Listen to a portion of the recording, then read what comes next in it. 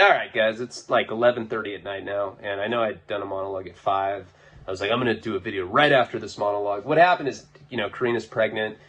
She basically was like, hey, I need a break. Can you just watch Nico tonight and let me kick back? And, of course, me being the great guy that I am, I said, of course, honey, I got you. And he ended up falling asleep in my arms. And that is the greatest feeling on the planet. If that doesn't make you want to stop doing drugs and go into jail, then you have no soul and you've probably killed people. Not to say that I'm infallible. I mean, I'm a cold junkie and I do have slips here and there. But I quit smoking weed recently. I quit taking my sleep medication. I'm not on anything. I'm actually completely sober. I need to get in shape, though, because I'm getting fat. I don't know if you can tell in my face, but naked, I'm like to the point where you can't tell if I'm a naked fat guy or a naked fat girl. I could be like a naked lesbian named Sarah. Hey, what up? I'm just kidding. I love lesbians. I hate how I always have to say that. You should know by now that I love lesbians. Did I say that I hate them? I love them. I love lesbians, and I love life. And that's why I'm getting off drugs. Please like, comment, subscribe. Check out patreon.com/Ryan Leone. The links for it will be in the pinned comment. And yeah, I've been, you know what? I'm in a good-ass place right now. I'm in a good place where I want to create content, and I'm feeling it, and everything is fantastic. I have a baby on the way. What could be better? Nothing. Nothing could be better is the answer. Let's get into the story. I love you, Poo Poo Daddy. Let's talk about her. And I'm sorry if you're watching this. I mean, I'm really sorry that I'm a piece of shit. Apparently I never got better. I'm still a scumbag. I'm sorry. You broke my heart. No. She's dead to me, figuratively. And I have a soul now. So, anyway. God. It's so weird to think that, the thousands of people are going to be watching this. And hey, come here. The fucking weirdo's on the computer again. Oh, what? He'll say something about butt fucking watch. And I'm like, yeah, and then, I rounded a corner and a dick fucking went in my ass. Oh, did I tell you? I told you he'd say it. Oh, that guy's hilarious. I'm sorry. All right. Seriously, let's get into the story now. So where we had left off last time is pretty ridiculous. I'd stolen about 82 grand. I think it was like, it was more than 80. It was like $82,000 in savings bonds from my family. Yeah, I'm not proud of that. And for years, I had absolute no remorse for that. I was like, remember that part in Fear and Loathing? There's like, I knew what I was doing was wrong. I did it anyway. I'm a criminal. So what? That's pretty much what my attitude was. But I didn't even view it as a criminal. I was like, those were in my name. It was for my college years. It was for my college education, but that's how I justified it in my head. I was like, that's for my college years. That doesn't mean that I literally have to be in college. It could just be the years that I'm supposed to be in college. Let's not complicate this. Now, my parents were really, really upset. More hurt than angry, I think. Or maybe they were angry. I mean, I'd broken their rebar door or whatever. And then I went and I already started blowing a bunch of cash. I bought a kilo of cocaine, 1,000 grams. I bought Kate, I believe it was like a $9,000 ring. You got to remember, I'm 18 years old at the time. I'm 35 now. So this is like, however long ago that was. What is that? 17 years ago? Is that even right? I don't know. So I don't know the exact numbers, but the point is I bought a kilo, I bought her an engagement ring, and I ended up getting her a limousine. I flew her first class out to Santa Barbara from Massachusetts, paid for a taxi to pick her up at her parents' house, got in a plane, flew first class, and I had, a limo waiting for her. I had a stripper ordered for that night, and I ended up proposing to her. I had the plan with the joint, dropped it, got on my knee, and asked her to marry me. She's like, of course I'll marry you, Poo Poo Daddy. I love you so much. I hate minorities. She never said that. I don't know why I say that all the time. It's pretty fucked up to put that on someone when that's not even what she was about. I guess I'm trying to just convey that she was kind of like a stuck-up, like a lacrosse player, you know? She like went and watched lacrosse matches with her friends. One of those types. So that night, after I proposed to her, we end up going back to this hotel, and I had a few friends over that night. Cocaine everywhere. It was ridiculous. I had a kilo. I just had like, piles of it, mounds of it, all over the hotel room. And this was a nice, I think it was like $500-600 a night. Biltmore, 5-star hotel resort right on the beach in Santa Barbara. And, Kate was pregnant at the time, but she's like, I really want to do a line of coke. Do you think I can do it pregnant? I was like, of course you can't do coke pregnant. And like one of our friends was like, whoa. I heard it's not as bad if you snort it. If you do it any other way, it's fucked up. But if you snort it, it's, socially acceptable or something. And she's like, can I just snort it then? And so I let her, pregnant. I was 18 at the time. Of course I knew better, but you also got to remember that at that time I was sick with addiction. In our minds, we thought we were going to keep this baby. At least I thought that. I've had 4 or 5 abortions at this point in my life, and I'm definitely not proud of that. I've never used that as a birth control method. Every time I've gotten a girl pregnant, I've wanted to keep the baby. And the girl's always like, fuck no. I'm like, why not? And they're like, let's talk about it later. And I never got an answer why they didn't want to. No, it's because I was a complete dope fiend. Nobody wants to have a kid with a dope fiend that's in and out of jail all the time. Even when I had Nico, I was out on bail, on federal probation, shooting Suboxone. Karina's like, I'll have a baby with you. She wasn't scared of it. And whatever, So, and it's the best thing that I ever did. Definitely no regrets with having my son. That's definitely the most precious thing I have in my life. But so Kate goes on to snort cocaine because in our mind, like we heard it's not as bad if you snort it. So like we interpret that as, oh, all right. Well, at least we're not shooting or smoking it. We're not pieces of shit or nothing like that. I think like in our like delusional drug addict mind, we thought because it was like a rich person's drug that it was like common, We're like, yeah, I'm sure there's like Saudi Arabian princes that their baby mamas snort blow all the time. And, they have completely normal kids that are billionaires.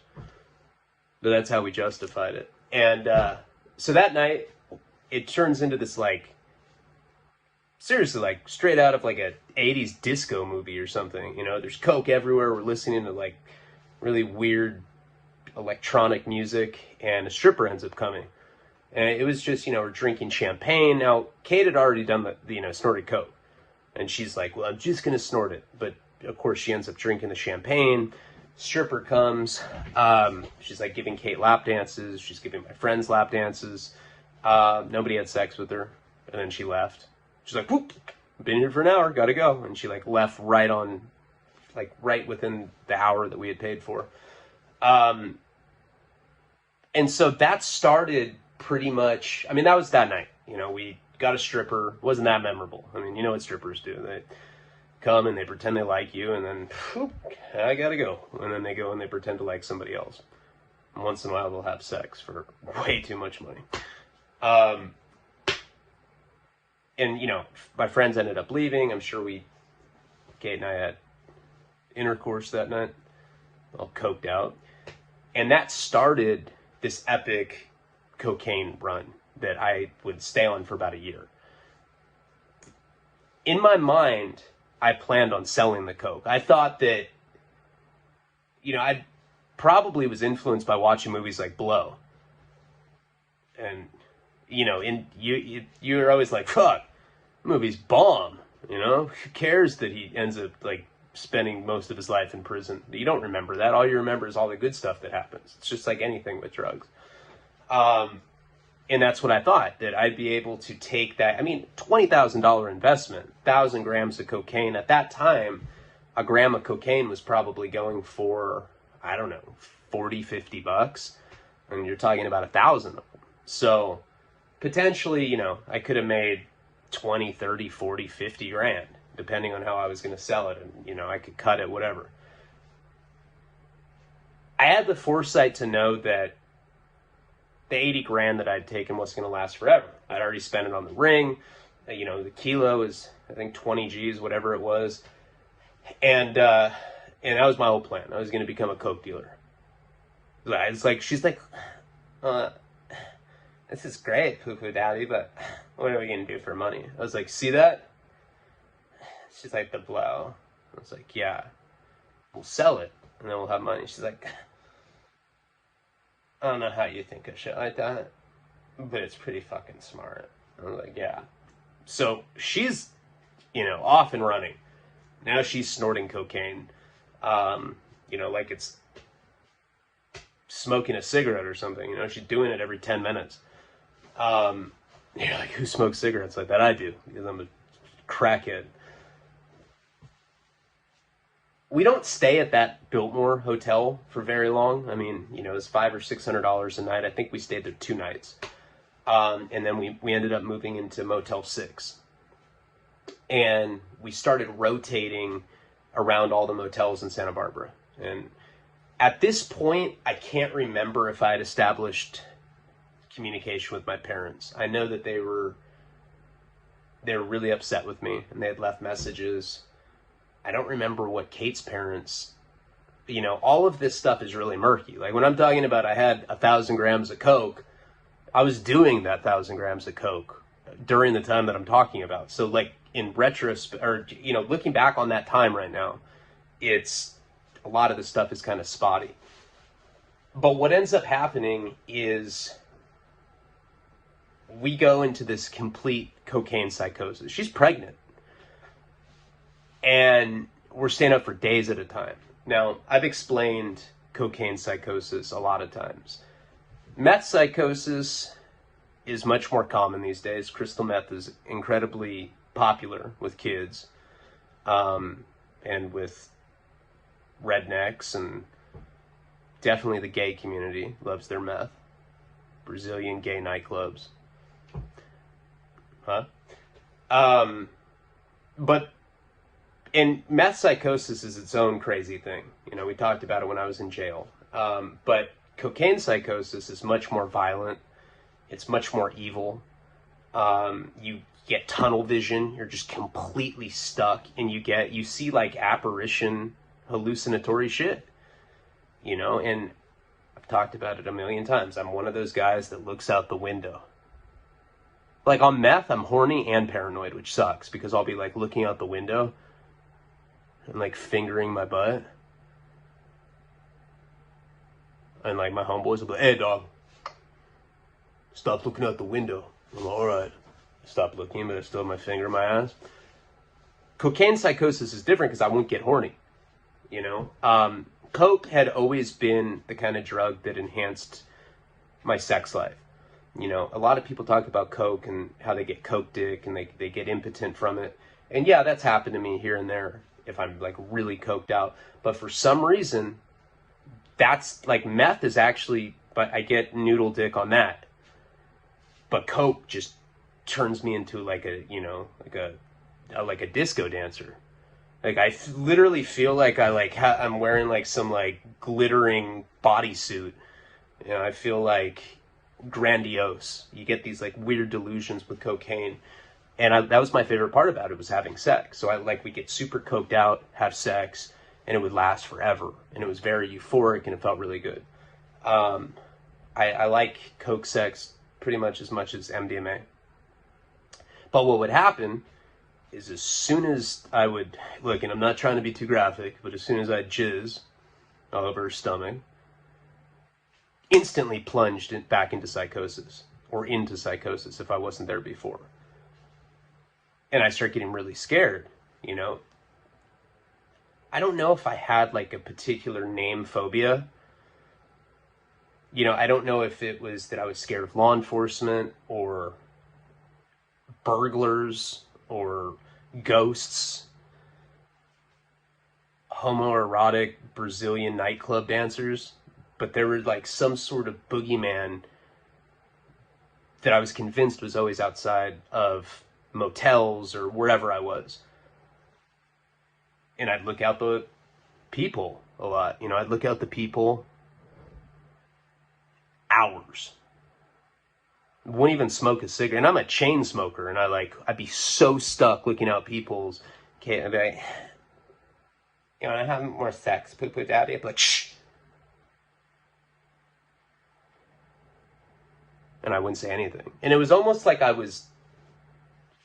know I've said this before, and it's a very strange phenomenon, but it's almost like I wanted to get busted just for the fucking nightmare to be over.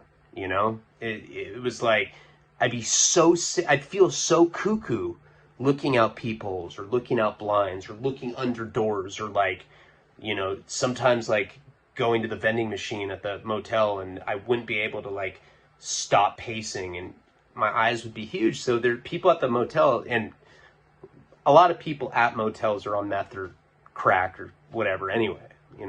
Tweakers all over motels. You'll see them scutter around like cockroaches. But I would get stuck, and I'd pace, and I'd look out, and I'd see, everything kind of turns into this mirage, and I'd be convinced that somebody was going to get me, and I wouldn't want anybody to talk to me. So it was either sex, which, like I said, cocaine definitely enhanced for me, and then these bouts of very serious paranoia. Now, I know a couple, kind of landmarks on the timeline that I can remember specifically, but the chronology is very rough for me. I know that shortly after she got there, we were living in these motels and we were just binging out on coke all day, every day. I'd wake up if I slept at all, and I would just snort cocaine all day long until my nose wouldn't even work anymore. The sucking mechanism stopped at a certain point, and I just went, I could not breathe out of my nose. Whatever cut and buffer would be stuck in my sinuses, and eventually I'd start smoking crack. And when I started smoking crack, things really torpedoed downhill very quickly. But what I do know is that while we were living in the Motel 6s, she's pregnant doing coke, and we decided that the best course of action would be to get an abortion. That was difficult for us because we'd gone to Planned Parenthood, we'd gotten a sonogram, we'd seen this little baby, and we were really excited about the prospect of possibly being parents. But even though we were 18 at the time, we still, I think, knew that, first of all, she's binge using cocaine, so the kid probably would have had health issues. We were in no place to be parents. And she was bulimic on top of that, so she couldn't provide the nutrients that the baby would need. It wasn't an easy decision to get an abortion, but I know that we had gotten a sonogram. I think that may have even been a law. I don't know. I know that we have a sonogram because on Patreon I've uploaded that journal that we have, and there's pictures of the sonograms, and we named it Our Little Unknown. But somehow, in the coke psychosis, we decided to get an abortion. And I remember taking her, I think someone had driven us. We went to Planned Parenthood, and, I had to hold her hand while she got the procedure. I remember they gave her a Valium, and, I'm coked out of my mind. We get to Planned Parenthood, there's a waiting room there. I'm not even joking. This is not, fictionalized. We get there to have our abortion. Right when I get there, my eyes are huge like this, and I see these blinds. And Kate's like, don't go look out those poo-poo daddy. I was like, and I go up to the blinds, and I'm peeking out of the blinds in the waiting room at Planned Parenthood. Now, this is a place where they're already paranoid because there's all these pro-life people with dynamite strapped to their chest that go in there all the time with fake mustaches, Inspector Gadget disguises. And they just see this weird, skeletal junkie, And I'm like looking, I look like a, I don't know what I look like, but you know, the acne, frizzy hair, and I'm peeking out the blinds. And a woman, one of the receptionists there was like, "Sir, are you all right?" And you know, when I was in these states, I couldn't be talked to. And I just kind of like look back at her, you know, thinking maybe she's in on it with whoever I'm looking for. And eventually the security guards had to come and get me. They're like, "Sir, we're going to have to ask you to wait outside." And I made a huge scene. I was like, "No, I'm here to have my abortion," you know. And Kate was like, "Yeah, that's my poo-poo daddy." And they're like, eventually they told me that I was freaking people out and that I could go in with her, but I had to like change my behavior, meaning I couldn't be peeking out the window. So I actually like almost got kicked out, but I got to go with her. She took a Valium and they brought her into an exam room, and I was there when they did it. I remember she was crying, and for some reason they let me be with her, which I've been with girls that have had abortions since, and they wouldn't let me do that. So I'm not sure why they did with her, but that was very shortly after she had come back. Now, at that point, I had talked to my parents, you know, and my dad's just like, "How could you do that? Like, how could you break a hole in our ceiling and steal your entire college savings?" I was like, "Dad, college years, okay? That money was for college years. And now I'm spending it on my years where I should be in college. But it's still the same years of when I would be." Complete Coke logic. My dad's like, "Oh yeah? What are you going to do, smart guy? What are you going to do for money?" I was like, "I got that covered. I'm selling cocaine." My dad's like, "Jesus Christ, Ryan." I was like, "What?" "Nobody ever gets caught. I gotta go. I'm engaged, I'm in love, and I'm gonna be a coke dealer, and I'm gonna live happily ever after." And I really believe that shit. So after she had gotten an abortion, we just went 100% into it. We're like, all right, you know, we thought we had a bad coke problem before that. Right after she got the abortion, we went extra hard. I think a lot of that had to do with the fact that it was hard on both of us.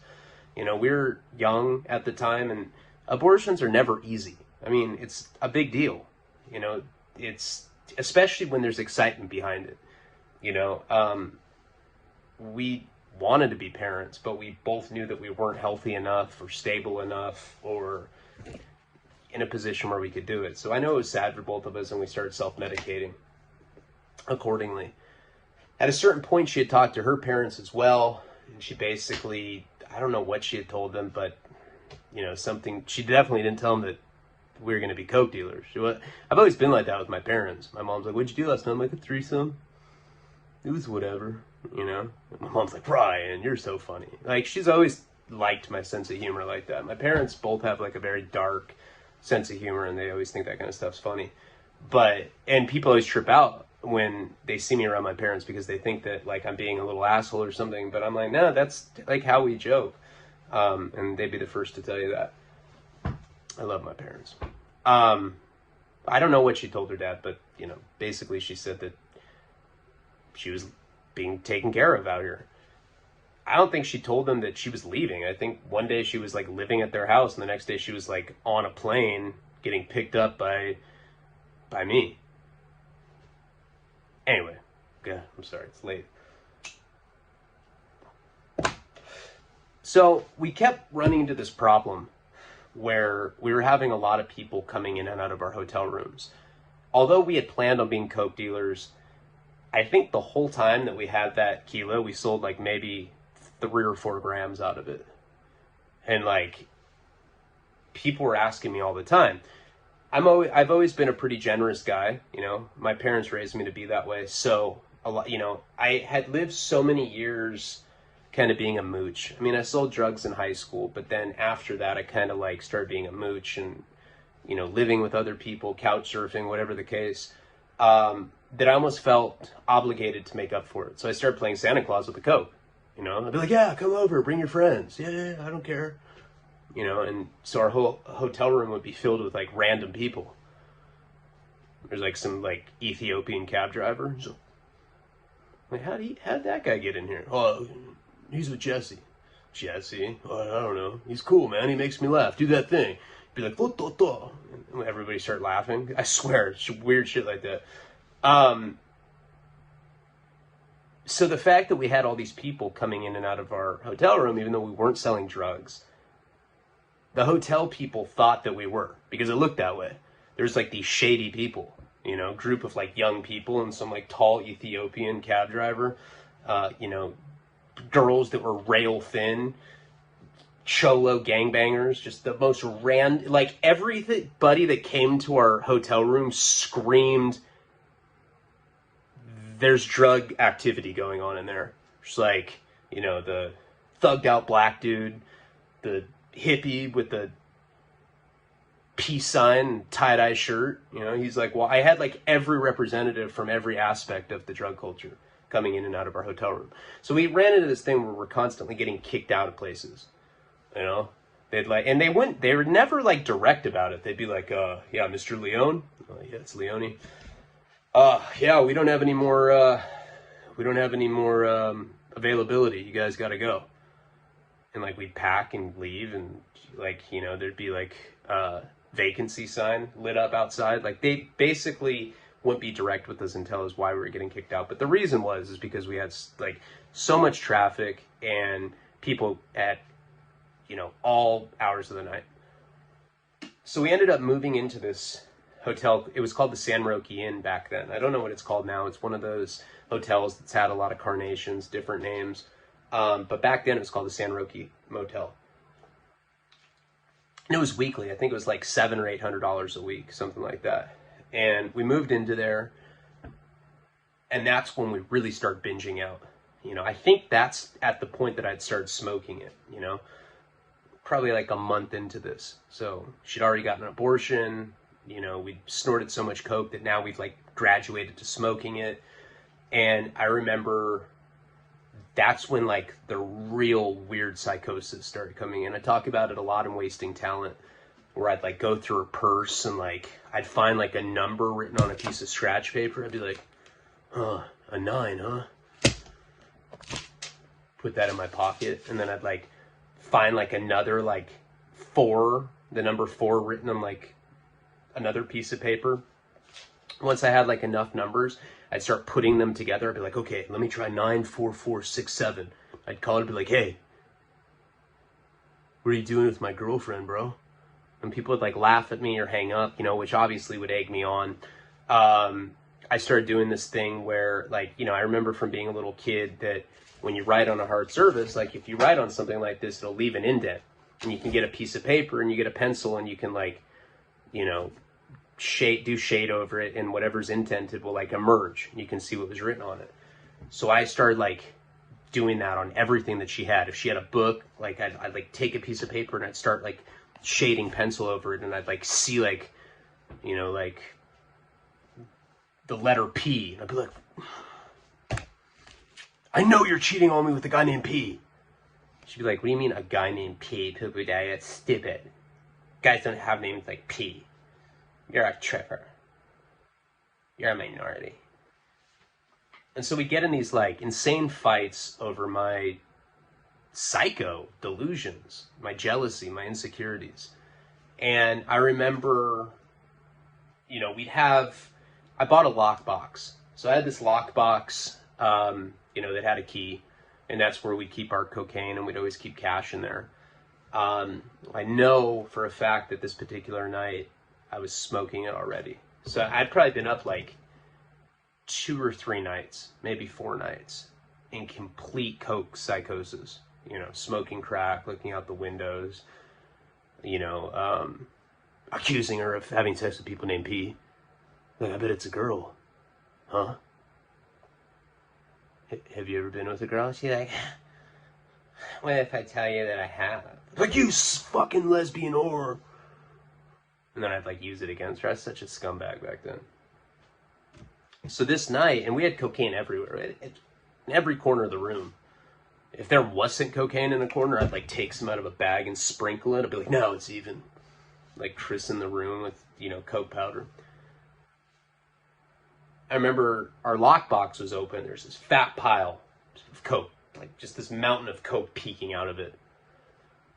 and I'm peeking out the window in the bathroom, and I see like lights. It's like one of those like opaque windows where you can see when cars roll up, but you can't see the details. You can just see the light from the headlights. And I noticed that there was like an abnormal amount of lights. Somehow in my mind, it had something to do with her fucking somebody. I was like, oh, she's cheating for sure. All these lights, sexual. I'm like listening to the lights. I'm like, I wonder if I can hear anything weird. And then just all of a sudden, da da da da da. The unmistakable sound of a knock on, a cop knocking on the door. For sure. Like, nobody knocks like that. Like, ba ba ba ba ba ba ba. Are you expecting someone? And she's like, who would I be expecting, Poo-Poo Daddy? I'm not even from this coast. You're a fucking weirdo. And by this point, like, our relationship's all soured because it's like constant accusations and emotional abuse that I'm waging on her. I was just a horrible person. And the thing is, and I've said it like 100 million times, I regret it.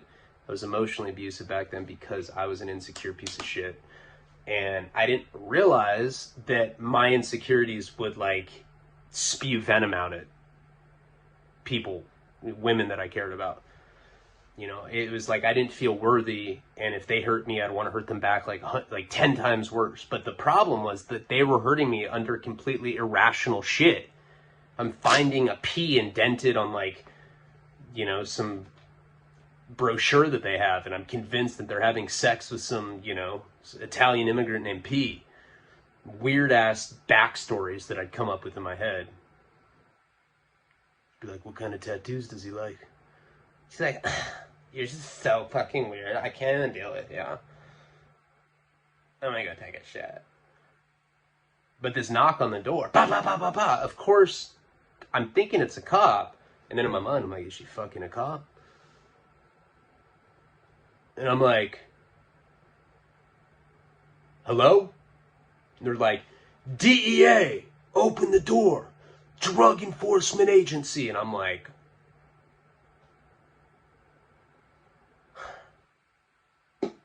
sounds to me like they know you, Kate. And she's like, oh my God. I'm like, get rid of the coke. So she's like going around the room, and the door, these knocks are just getting ferocious. Ba, ba, ba, ba, ba. Open the door now. And we're like trying to get coke. There's coke, like I said, there's coke in every corner of the hotel room. We're like frantically trying to pick it up. Like the whole, and I'm not even, or she is, I'm just like looking at her. I'm like, this is the moment of truth. I know that she knows the fucking fed behind that door. Probably went to high school with him, used to have sex. Found out that she's in California now, and he's gonna pretend that it's some sort of raid. I'm like muttering this shit to myself. Eventually Kate's like, okay, I got everything, I think. And she had put the remainder of it in this lockbox. Like, we had this fat lockbox, and that's where all the coke went. But still, there was powder all over the place. Like, we'd been up for so long, we were so messy, and it was so hasty how we had done this. There's still powder everywhere. And I go and I open the door. I'm like, and there's a DEA agent. He's got the gold, letters on his jacket or whatever.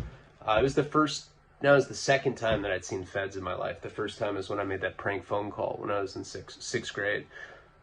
So that, there's a bomb in the trash receptacle to the right, try to move, boom. And they evacuated, and the FBI came to my house on Christmas. I was like 12. This is the second time that I'd seen feds. And I was so incredibly coked out of my mind, it just wigged me out. And he's like showing us his badge, and he's got there's this girl next to him. She's on a walkie-talkie. They're like, can you guys please step out of the room? And we're like, we're just completely frozen. We don't even say anything. We're like, and we walk outside, and they're like, do you guys have any identification on you? Now, we had left it inside the room. Neither of us had IDs on us. Now, we definitely didn't want them to come in the room with us. We just lied. And I'm always pretty good at like making up shit to cops on the spot, I was like, yeah, we're not from here. We're from Hawaii. We're here because we think it's not that pretty there anymore. Too many tourists now. But yeah, we don't have IDs. No. And they're just looking at me like with this very neutral expression. Like I can't read them. And I think I'm pretty good at reading people, especially the older I've gotten. In some of the bad situations that I've been in, my survival is kind of depended on it before, you know, like it's, you got to read people. You know, is this guy in prison going to stab me because I own 3 packs of batteries? No, he doesn't look like it. Good thing I can read people. Not going to get stabbed today. But back in that time, being 18, being on the amount of drugs that I was on, I had no idea what was going on. All I know is that they had us outside of the hotel room. They were DEA agents. The entire parking lot is full of cops. You know, there's red and blue, it looks like red and blue, you know, confetti. It's just everywhere. It's just flashing, strobing. And of course, I'm like, oh my God. I bet Kate's fucked every single one of these people. You know, I'm still on that trip. I swear to God, that's like how out there I was at that point. And they're like, all right, can you do us a favor and can you go sit on the lawn right there? We're going to have an agent come talk to you guys. I was like, can you tell me what's going on, officer? He's like, are you on any mind-altering substances? I was like, oh. I'm like coughing, I'm like dry heaving. I'm like, I was like, oh no, man. No, I don't use. It's why. Neither does she. She's bulimic. She can't. And they go and they take us and we sit on this lawn. She's freaking out. She's like, are we gonna go to jail again, Poo Poo Daddy? I was like, shh. So we're sitting on this grass. We're not handcuffed or anything. And they don't go into our room. We just go and we're like kind of sitting Indian style on the grass. Another DE agent and a cop come up to us maybe like 3 or 4 minutes later. And we're just like, I have my hands like, you know, on the ground. I'm kind of like leaning on them and I'm just watching this whole thing. It's insane. Cop comes up to me, you know, with this other DE agent. One of them's in a suit. So it could have been an FBI, I don't know. But one of them's like in a business suit. And the other one's like a Santa Barbara police officer. And they're like, hey guys, you know, we're looking for some suspects right now. And you guys just happen to match their description. I was like, whoa, it's not, I swear, I promise, it's not us. They're like, well, okay. You know, and they're like, there's no way that they don't know that we're like been up for days on coke. Like I'm stuck. She's got that like look like, yeah, you know, it just looks like we're both on something. So we explain, you know, I explain that we don't have our IDs and we give them our names, our date of birth. I don't know if we gave our social. I don't know, whatever it was, we gave the information they needed. They wrote it down and like, hey, just wait here. They were being very nice about it. You know, the DE agent that was like in front of our room asked me if I was on any mind-altering substances. When I said no, he just kind of smirked at me like, yeah, all right. You're lucky that you're just a common junkie because I would arrest your ass right now. So we're like sitting there. Of course, my heart's beating. You know, I'm already all hopped up on smoking crack or whatever I was doing that night, at least snorting it. I'm pretty sure I was smoking it. And they come back. And they're like, Mr. Leone? I'm like, it's Leone. Like, yeah, you guys are free to go. You're not the people we're looking for. We ran your information and it checks out. You guys be safe. Now, this is the problem, okay? I was out on bail for domestic violence, for this domestic battery or whatever. There was a restraining order that was placed on us.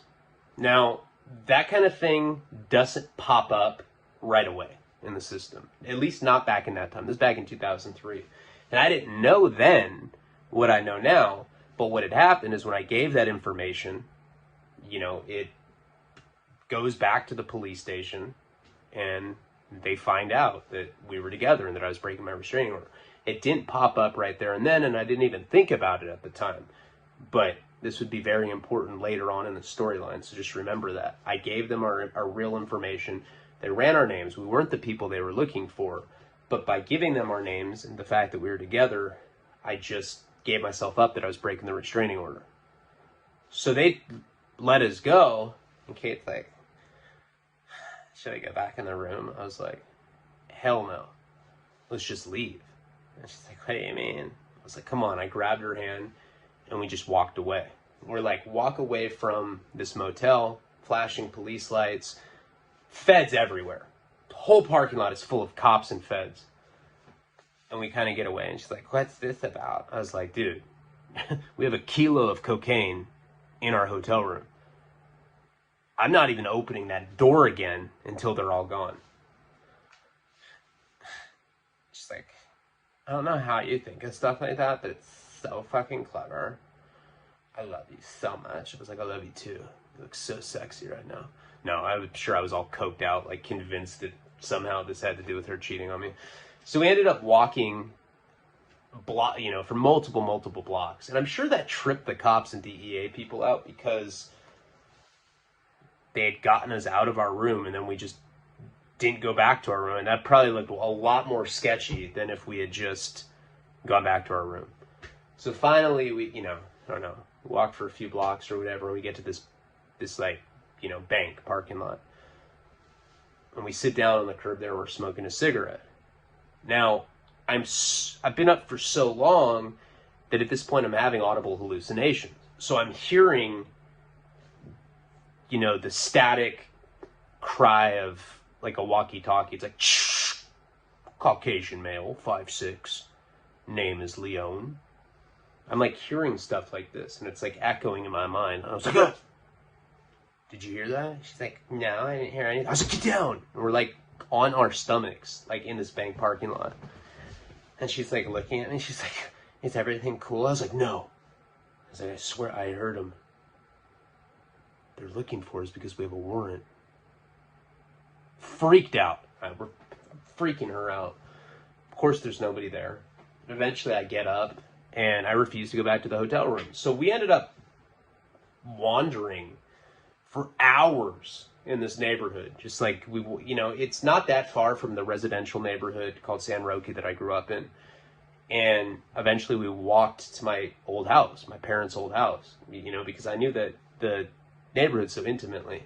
And we ended up walking all the way there, killed some time. We're both coming down now off the coke or whatever. And eventually we go back to the hotel, and by that time they're gone. And, we found out later that they were looking for like some big like drug kingpin that I guess was staying at that motel. He just happened to be staying there, with his girlfriend the same time that I was staying there with my girlfriend. But that whole night we just kind of wandered around and, eventually went back, and that was the end of that. Shortly after that, and I know I've told this story before, but shortly after that period, you guys are probably like, God, another cigarette, Ryan. Huh. Good job trying to quit. Shortly after that, I remember we had stayed up for like, I don't know, another 3, 4, 5 days. And at this point, I was for sure, smoking coke. We were at that same hotel, the San Roque Inn. And I remember, I'm pacing, my heart's beating really fast. I'm freaking out because I've been up for so long. I'm accusing Kate. I'm like in my psychosis. I'm all paranoid. I think she's cheating on me, all the normal stuff. And it gets to the point where I'm like, oh, Kate, look in my eyes.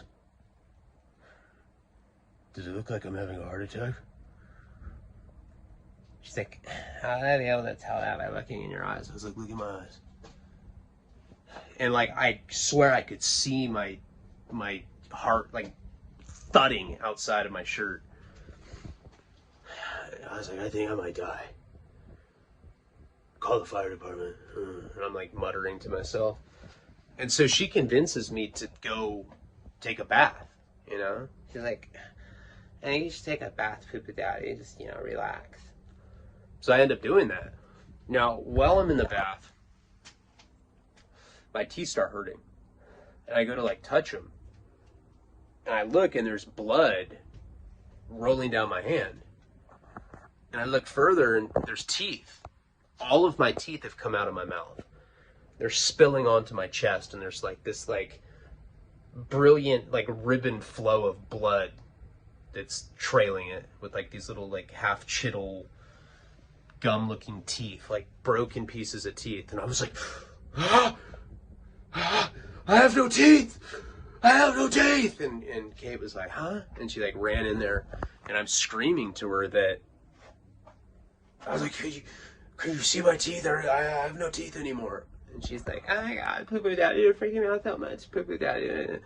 I was like, call 911, call 911, I'm dying. I'm like thrashing in the bathtub. She doesn't want to call 911. Of course she doesn't want to call 911 because there's piles of cocaine everywhere. If she calls 911, there's a good chance we're going to jail. But like, I'm insisting on it.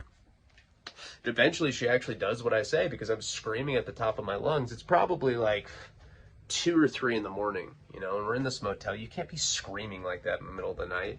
This is like shortly after there was that huge like DEA presence there because they were looking for the kingpin. So eventually she calls 911.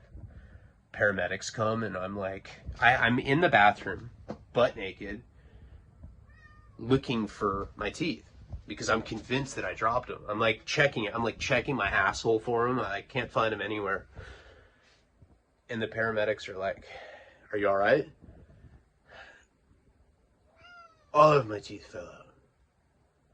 They're like, can you open your mouth for us? I open them and they can see all my teeth. They're like, sir, you been using any drugs tonight? I was like, I didn't call you for that, man. I called you because I don't have any teeth anymore. And I want them back. Why are you scrutinizing me? And like now I'm talking like I don't have teeth. And what's kind of, I guess, funny, not funny, because, you know, it's sad that I was in this kind of like deep, you know, entrenched psychosis like this, but these guys were kind of like laughing because I was so out of my mind. I guess I was being funny too. I was like, I just want my teeth back, man. You know, I was like starting to talk like Benicio del Toro. And they handed me a brochure about like how to get sober. They're like, have you ever thought about AA? I was like just talking to them and just like seeing them. By the way, there's cocaine everywhere. The fact that we didn't get busted that night is incredible. But they ended up giving me this brochure about how to get sober, and they're like trying to lecture me about how I need to go to AA, and that was it. And then they ended up leaving. Somehow that night, you know, I think they had given me a benzo or something. I really don't remember, but like somehow I got to sleep after that. And I remember waking up in the morning, and it was like waking up from some nightmare. I woke up like pretty much screaming, I think, like feeling my teeth, and I could feel them. I was like, oh, thank God. And I thought it was all a dream. And I was telling Kate, like, I was like, oh my God, babe, I just had the craziest dream. All of my teeth fell out, and the paramedics came and gave me this brochure about like how to get sober. And she's like this brochure, poo-poo daddy, you almost got us busted. You don't act very cool on drugs. I had this other boyfriend. He was way cooler. His teeth never fell out, you know. And I think that was like the beginning of when things really started getting kind of like wild for me, you know, with the coke and everything. We got asked to leave that particular place that day, you know. There was a knock on the door maybe a few hours later, and it was the manager of the hotel or the motel.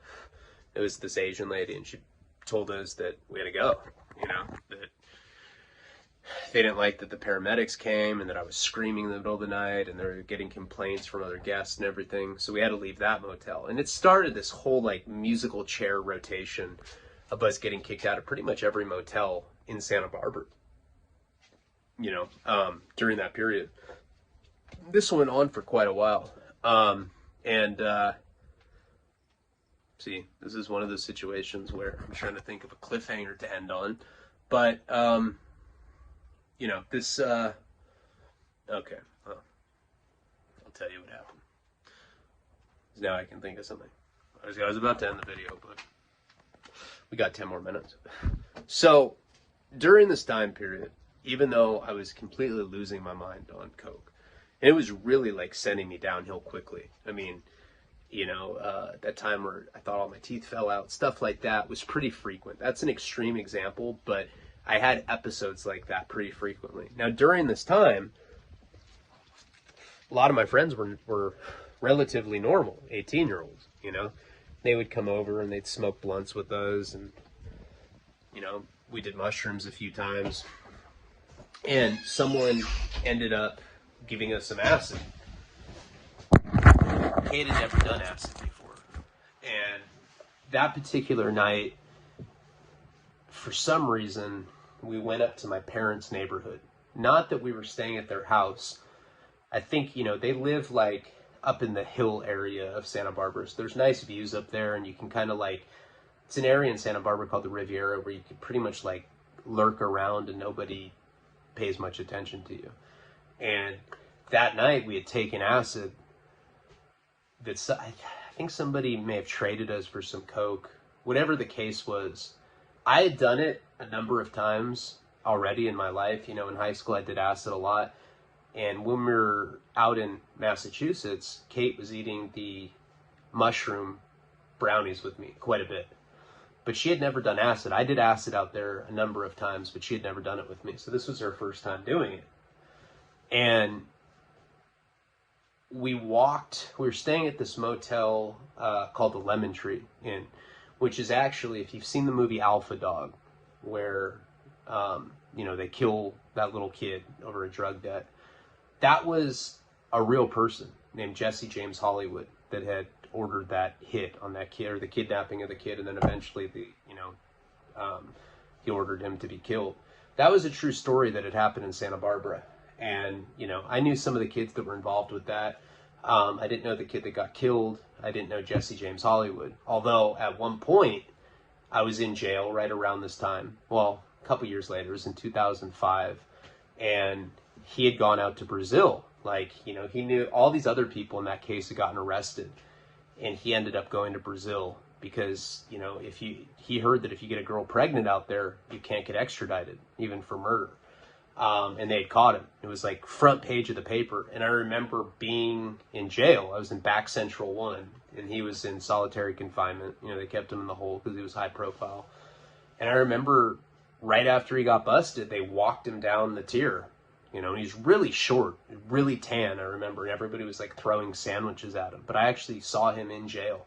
It was really trippy. But the Lemon Tree Inn, in that movie, Justin Timberlake's in it. They kidnap the kid during Fiesta, which goes on in Santa Barbara.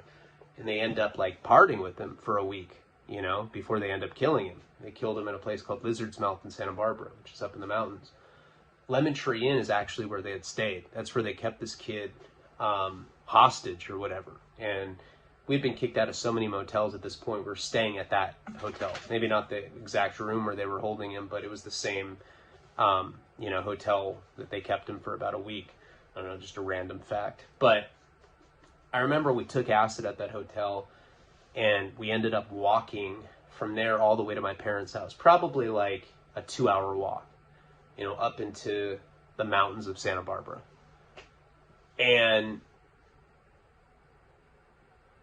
acid affects everybody a lot differently. Remember when I'd taken it with Karina, when we missed the Roger Waters show, right when it kicked in, she's like, why would you take me to this place? And I was like, oh my God, I felt so bad. I've seen acid affect a lot of people like that. For some reason, my mind's always been very compatible with it. As soon as it kicked in, I remember it kicked in about halfway on that walk. So that's what happened. We were at the Lemon Tree Inn, and we decided to walk up into the hills. And right as it kicked in, I started getting all fluttery. I get the permagrin. My jaw always starts hurting because I'm smiling so wide. And I just hear her sniffling. And I was like, hey, do you feel it? And she's like, yeah, yeah. You're cool, poo-poo daddy. I was like, all right. And we keep walking. And I forget how the conversation came up. But it was something like, you know, we were talking about, I think I was like playing the victim, you know? If you only knew the things that I've been through. I got sent away to Utah and I had to go to these institutions for troubled adolescents, and I saw a kid slit his wrist, and, well, that's why I'm so fucked up. That's why I do crack now. Yeah. Something like that, you know. I don't know if that's exactly what I was saying, but it was something to the effect of like me playing the victim. By this point, we had gotten up to the Riviera of Santa Barbara, and we're looking, we can see the Santa Barbara cityscape, you know, all the lights twinkling in, you know, on the cityscape line. You could see this like beautiful view of Santa Barbara below. And she just starts freaking out, you know. Everything's all wavy. I'm like it looked beautiful, you know, like it's like hepatitis yellow. And I'm watching the lights wave, talking about how I'm some victim in some way. And she's like, you think you're a victim, poo-poo daddy? My dad molested me. I was like, huh? What do you mean? He molested me. He abused me. This is a girl that I was completely in love with. LSD just amplified the anger that I had. I just feel this surge of anger just pulsating through me. I was like, what do you mean? And she's like, and she starts telling me about it. She told me that when she was a little girl, like 10, 11, it'd be summertime, and her dad would say, hey, you know, it's hot. Why don't you take off your clothes and jump in bed with me? And she starts telling me, and I'm shaking with anger at this point. I was like, what do you mean? And she's like, yeah, and then he molested me. I couldn't take it anymore. I decided right there and then that I was going to kill this guy. That's what was going to happen. I was like, I'm going to kill this guy, for sure. It's probably like 10 at night, 11 at night, something like that. And she's just crying, you know, like finally she got this like deep, dark secret off of her chest. And it physically hurt me. You know, when you really, truly love another person, you feel their pain when it's real pain like that. You know, it cut through me like a knife.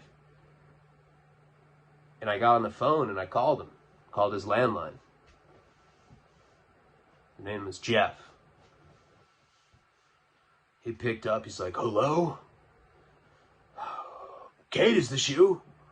Jesus Christ, it's 3 a.m, you know, because there's a time zone difference. I said, no, it's not Kate. It's Ryan. It's poo-poo daddy. I just want you to know that I'm about to come out there. I'm going to fucking murder you. He's like, huh? I was like, yeah, you heard me, bitch. Molested your daughter. I'll fucking kill you, Jeff. I will kill you. I'm going to get on an airplane. I'm going to come there. And I'm going to bash your fucking brains in and murder you. He's like, do you know who you're talking to? I said, yeah, I'm talking to a chomo. And I'm going to kill you, chomo. He's like, I'm one of the most famous criminal defense attorneys in all of the East Coast. I represent the mafia, and I'll have mafia people kill me. Good luck to you, little bastard. And he hung up.